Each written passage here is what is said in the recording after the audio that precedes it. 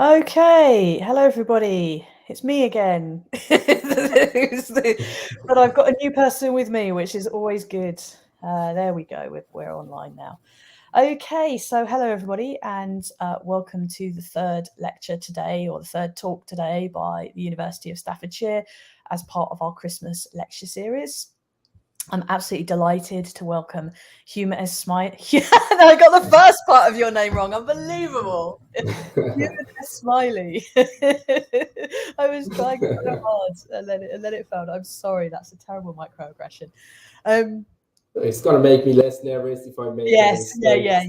Nothing better than seeing the moderator make a terrible mistake.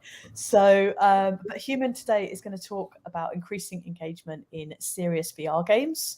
Same format as the last couple of talks. So this is being recorded, so you can always come back and watch this again, both on our YouTube and on our Twitch.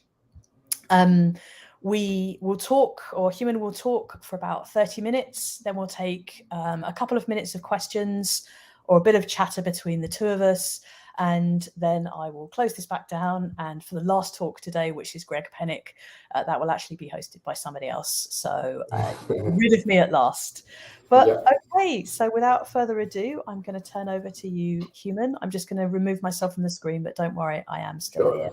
Thank you, Esther. No worries. Okay. And hi, everybody, and welcome to this talk on increasing engagement in serious VR games. My name is Human. I'm a lecturer in the game development department in Staffordshire University. I have been a 3D visualization artist for over 20 years, and I also have been involved in scholarly activities and research projects. And my main area of expertise includes photogrammetry, game development, and virtual reality mainly, but there are so many other things in between. And let's just move to the talk. In this talk, we're going to cover three VR words.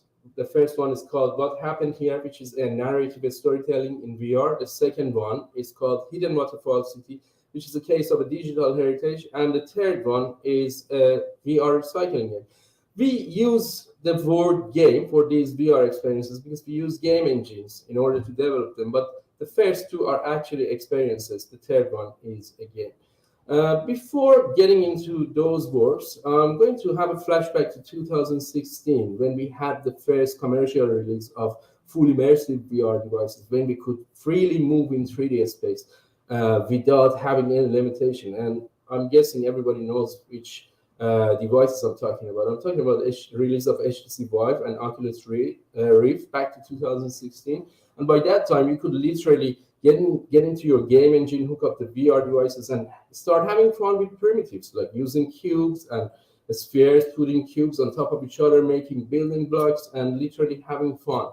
And it continued with more serious experiences, designing user studies, making games, and a lot more. So the first user study that I conducted in VR was a gesture study because I thought that we have this opportunity to use VR to have a different experience rather than what we see on a 2D screen or even in real world. So the first thing that came to my mind was like using VR to learn acting or learning gestures or things like sports and other physical activities.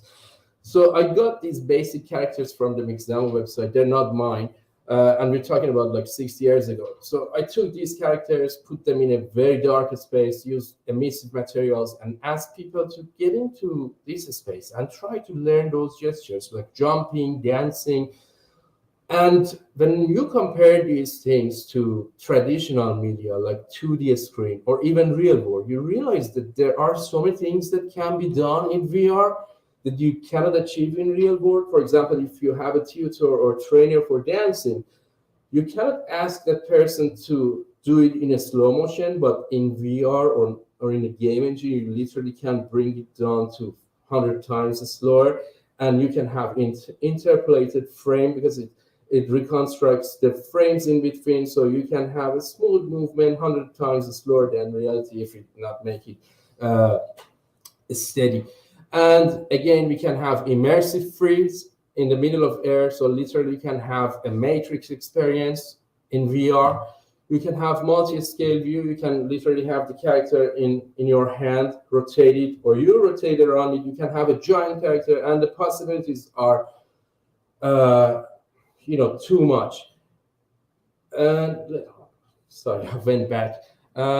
The gesture study ended up studying swimming gestures or learning swimming. So for that purpose, I didn't want to use a very dark or empty space. So I designed this very basic swimming pool in Unity and asked people to, get underwater, because in the real world, when you're learning swimming, you cannot go underwater and observe your trainer. So I just told them to, have this experience in virtual world. And instead of paying attention to the swimming act, they started asking questions: why there's a pool in the middle of nowhere, or what is this space? Why there's nothing around this pool?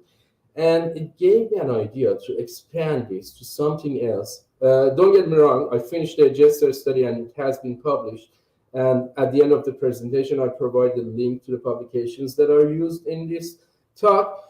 But this gave me an idea to making a different experience, which is totally different from the gesture study. I started to expand the swimming pool in a way that is not really representing a real world scenario, but more like a fictional or dream environment. And I just expanded the entire space into a desert, and the desert ended up into a runway, and I started adding elements as much as I could make it nonsense. So I just grabbed spaceships, castles, and things that didn't make any sense at all. And part of it was because I was doing lots of tests in terms of materials, lighting, and texture. And also I wanted to see people's reaction, users' reaction when they get to this environment. So I ended up designing this space, which I call it What Happened Here, which is a kind of post-apocalyptic environment. And the main purpose was to ask the users to get inside, experience it, then get back to the real world and tell a story of what happened in here. And so many scenarios were happening in here. I don't want to get into the details, but later at the end, if we have extra time and if there's any question, we can get to the details.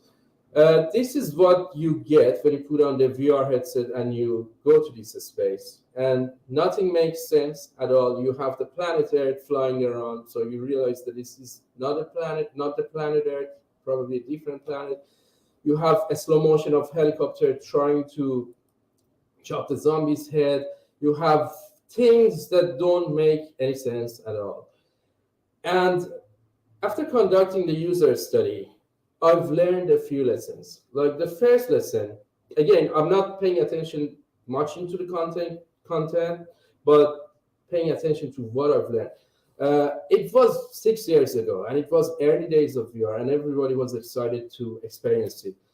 And I've learned when you ask people to perform a task after the experience, they kind of, feel themselves committed to do something after it. And especially if you have observers, because in a setup like this, everybody can see the person in VR is engaged with whatever the person is engaged with could be showed on the screen. So some of them decided not to try the experience because they didn't want to go through the task of storytelling. So I changed my approach during the user study, and I just told them, just have fun, get into the environment, have fun. And surprisingly, it started giving me back the result that I needed. Like, for example, a user started asking, okay, what is this space? What is happening here? And I replied back with a what question. Okay, what do you think? What is your interpretation of this space? So the main lesson learned in here, if you want to increase the engagement, try to make it as entertaining as possible without losing the concept or going to any different direction. So that was one of the main key points in here. The second experience, which is called Hidden Waterfall City, is a conceptual digital heritage board. And again, whenever I present this, people start asking, is it a real cultural heritage site? And I say, no, it's not real, it's conceptual. And they say, so how do you call it a cultural heritage site? Or why did you make this space? Well, I have been involved in cultural heritage activities for over 10 years, and every time we conduct a project, we face limitations such as human resources, financial resources. Even if it's a funded project, we know at the end of the day, we're not going to aim for a huge market, so there's not going to be any revenue on whatever we do or whatever we create. And for that reason, cultural heritage activities remain kind of boring, so I just decided to change this approach and make something that could be more engaging and a little bit more entertaining. And the other issue that we have with cultural heritage is that sometimes we don't have enough data to reconstruct the site as accurate as possible. So most of it comes based on guess or not reconstructed or not digitized at all because it doesn't exist. So these are the first two hypotheses for this study. So there are no limitations, and we have adequate data to reconstruct the entire site. And the third hypothesis argues that the future will make the VR experience or the experience more sophisticated. If anybody remembers, like back to 2002, we had Medal of Honor, the Normandy beach scene, the D-Day, and when you look at the same scene in 2017 in Call of Duty World War II, you can see the difference. The action, the story, the scenario is exactly the same. It's just a matter of how it's being presented in a more sophisticated way, especially the visuals and audio effects and all the special effects. So with these three hypotheses, I decided to make the entire space. So what is this space? Again, it's fictional and it's not real, but that's why I call it a conceptual digital heritage site.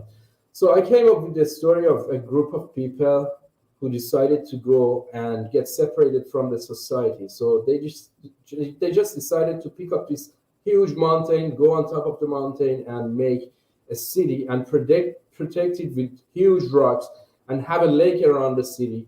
So the lake can supply resources, water resources to the waterfall. And as you can see in the middle image, that's the only way to get to the city. So long story short, they had the entire society over there. They had wind turbines to recycle the water back to the lake. And in the lake, they had fish, so, food resources. They also had agriculture, and that's the entire city. The way the city or the experience was presented was from a main menu, which literally we don't have any kind of text menu. It's mostly physical spaces. So you find yourself in a museum that has a miniature version of the city. By approaching to this miniature, also there are other elements of the city which are making the entire environment, but the main focus is on the miniature version of the city. So when you get to the miniature version, if I go to the next slide, you realize that there's a binocular here, and your first action when you see something like this, even when you go to a shop and you see something like this, you pick it up and try to look through it, especially when you have so many tiny objects like those tiny houses in the city. You pick up this object and try to have a look through it, and suddenly you realize that something is happening. The scene changes and you find yourself in the city. So technically there's a collider on this object, and when it collides with your virtual head, it causes the scene to change and you find yourself in the city. And this is a video of the city when you get into the city. And besides walking into the city, you have different types of interaction in order to get to the city. Like, for example, you can have a balloon tour over the city. So it makes it more entertaining. And you may ask, what is the purpose of having a balloon in here? I can tell you, this city was established 150 years ago, and there was no airplane at that time, and there was no hot air balloon. I'll play the video again once I'm talking. So having a hot air balloon in here is not just for entertainment purposes only, but to mention that the city was discovered by the outside world after the invention of hot air balloons. So that adds to the a story in a way or another. Let me just go to the next slide. And the work was presented in Digital Heritage 2018 in San Francisco. And we had a exhibition booth beside Google Arts and Culture, which eventually this ended up having a collaboration between our research center and being a partner with Google Arts and Culture. And I should mention that I just joined the Staffordshire this year, and everything that I'm presenting here is before COVID. So previously, I used to work in Malaysia with a couple of research centers, and that's part of those projects which are repurposed for this talk. And lesson learned in here is that when it comes to digital heritage, we are still facing those issues and challenges.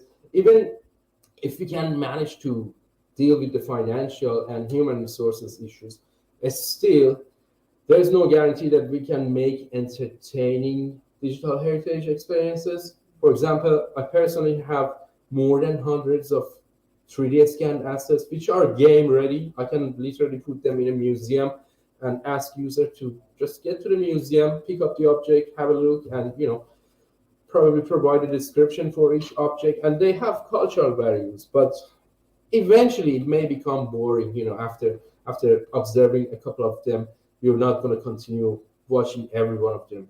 And probably the way you can increase the interaction is by introducing 360 videos. So for example, if that object is a mask, a cultural mask, or any specific object, you can just pick it up and try to interact with it and get to the environment that is relevant to that object and observe the story immersively, then go back to the museum and repeat the process for every piece.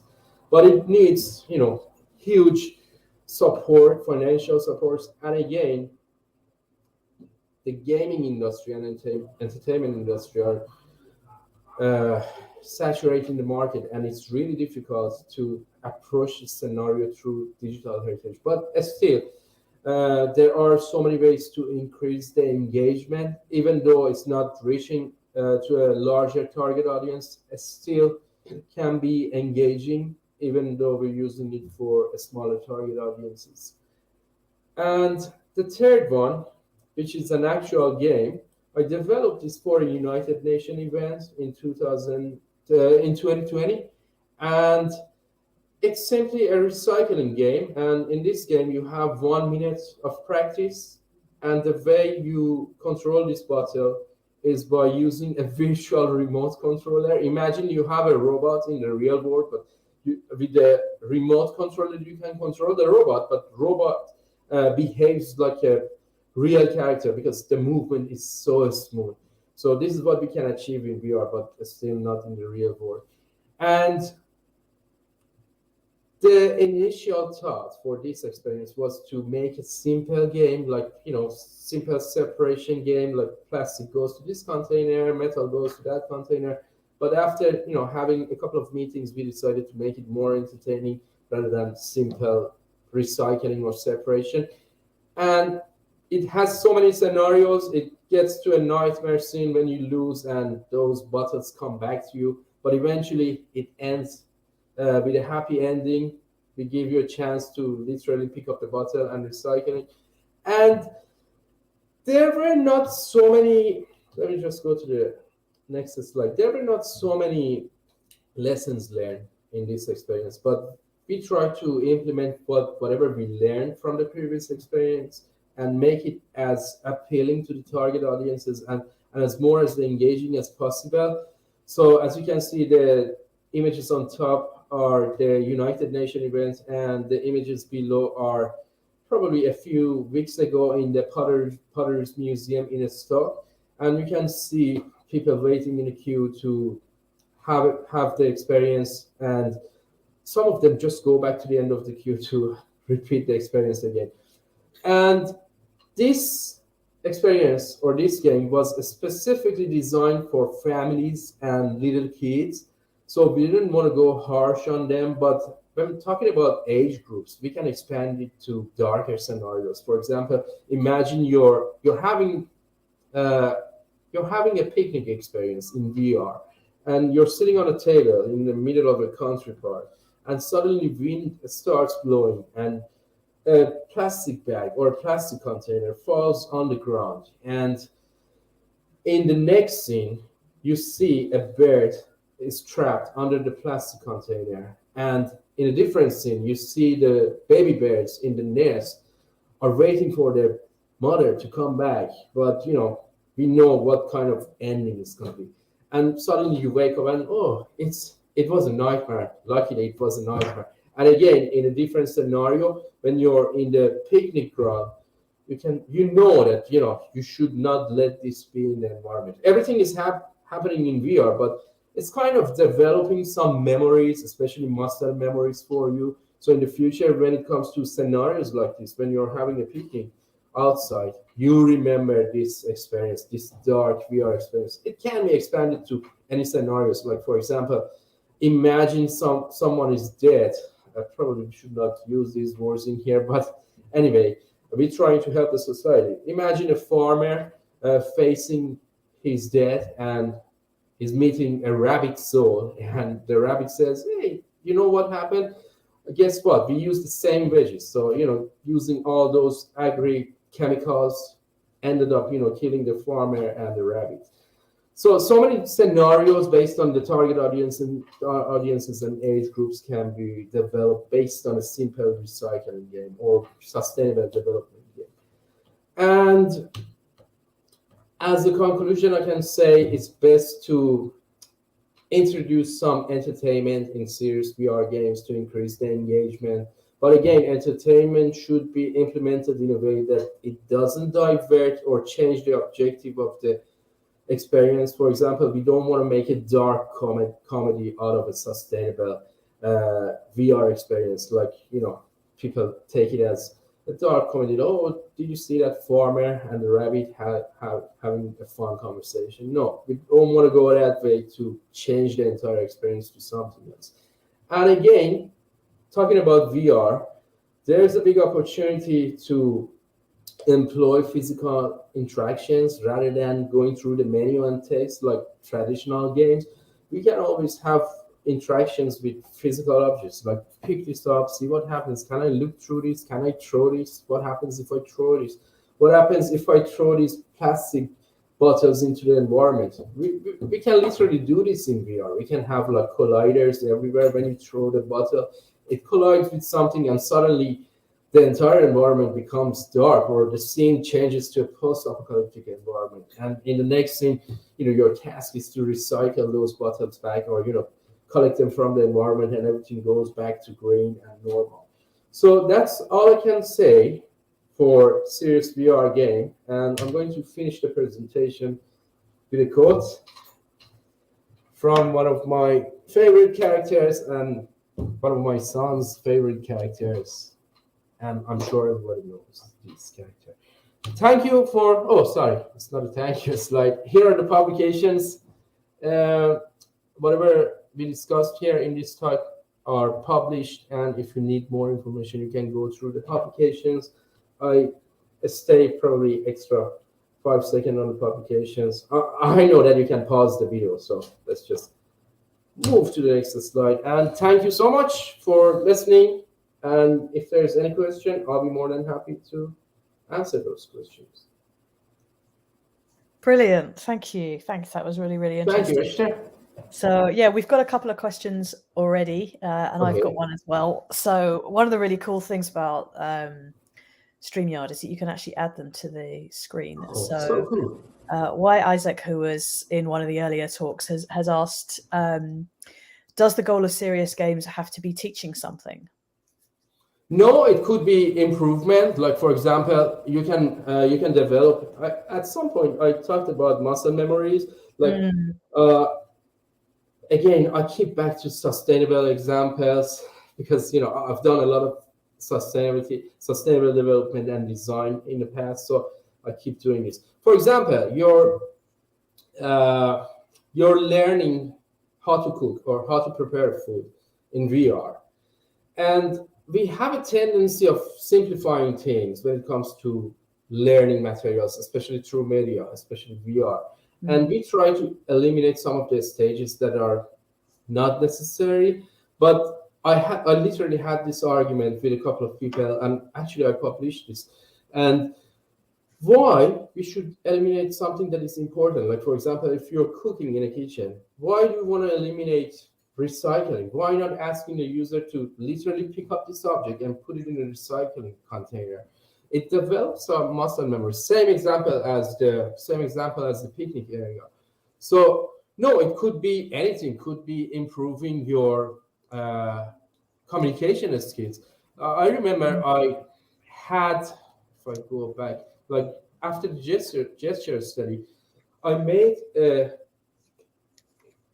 bigger stage with virtual target audiences. And I used it to help people who have a stage phobia. I just told them put on this VR headset and get to this environment and start talking to these virtual audiences. You know, it's not only for teaching something, but it's just to improve something as much as possible. Yeah.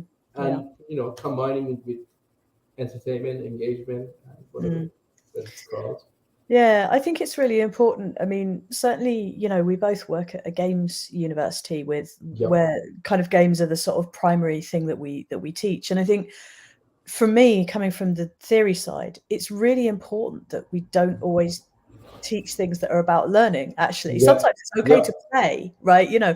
It's okay to just play a game and for it to be about things. And I think when I was looking at the digital culture site, the digital heritage site that you'd created, I immediately just started thinking, oh yeah, what's it like? What would it be like to walk around it? So I'm really glad that you had all those things and those houses. And then, why is there a hot air balloon? Well, it was 150 years ago. And I think we're playful creatures. Players hard coded into what we do and how we behave, and that is just as important. And I think, Human, you've probably experienced this as well, that we're often encouraged to make things for a reason, right? Like, what does it do? And sometimes it could just be, Yeah. People don't look at, a Van Gogh and say, well, what does it do? What does it do after that?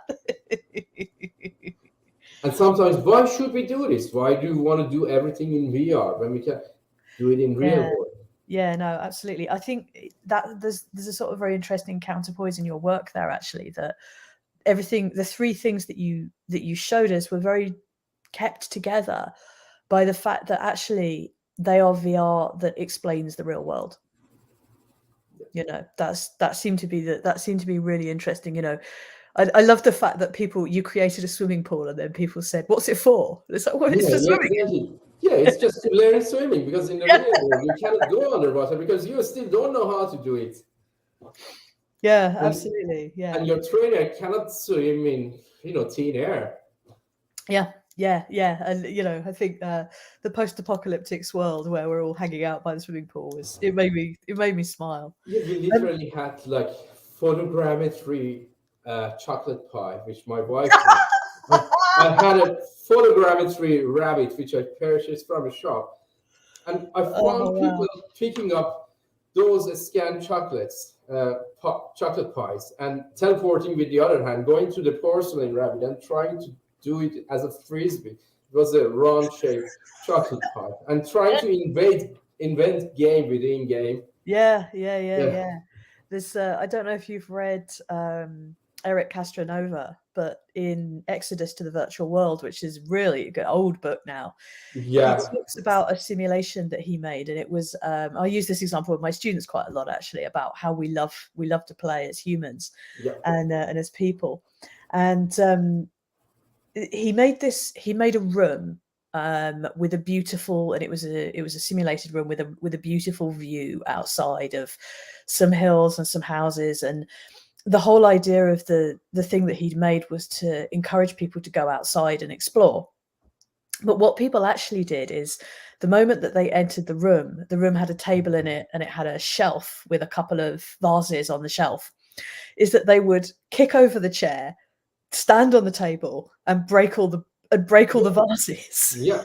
Because they wanted to find out what happened, and they weren't interested in going outside. They were much more interested in, because that's what we do when we play games. We mess around, Yeah, so there was a good time when they introduced these VR devices in 2016. Nowadays, everybody has already tried VR, so it's not as cool as it was before. Yeah. And there were so many things that we wanted to do, but COVID happened, so everything just got postponed. I literally had a funding for making an environment like exactly what you mentioned about breaking things, but targeting adults who are criticizing kids for throwing things and breaking things, and put them in VR for the first time and see what is their reaction, Yeah. and ask them why you're picking these things and throwing it and trying to break it. So what are you expecting from a 4 years old or 3 years old who's experiencing the real world for the first time and doesn't have any experience? So why do you tag it as like, what are these diseases that we are inventing these days? Like, uh, I keep forgetting these names. Like autism. Why do you say this person has autism? Because it's throwing things. You're doing the same thing in VR. So Yeah. I'm planning to conduct that study. I think If that's yeah, if we and can it's do really it interesting. You know, some point. why do people do things, and how do they do them differently in Yeah, virtual spaces? And yeah, I think there's a lot there to kind of learn about people as well. And yeah, no, exactly. it's really fascinating. Okay, so we don't have any more questions. Okay. So I think let's roll up. But yeah, unless there's anything else that you want to say as a sort of final thing, then I think Probably.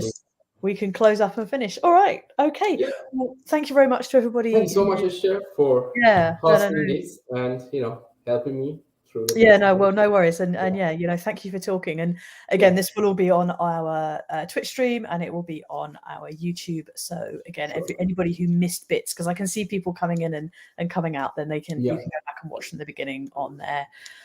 But thank you very much. And our Thank next you. talk will start at 15:15. I'm just about to end this one, and Sure. I just Bye. pop over. So goodbye, everybody, and Goodbye, thank you for everybody. being here.